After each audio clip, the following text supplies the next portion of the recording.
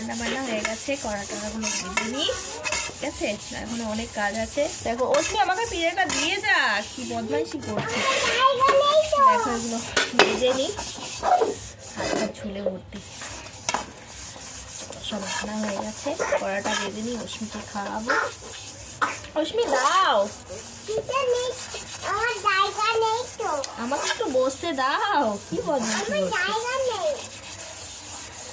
চলো, অনেক কাজ এখনো, আমি স্নান টান করিনি, স্নান করবো সকালে যদি স্নান টান করা হয়ে যায়।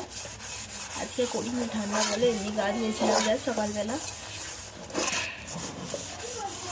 খেয়ে দিয়ে স্নান টান করবো, সকালকে সেবা দেওয়া হয়ে গেছে।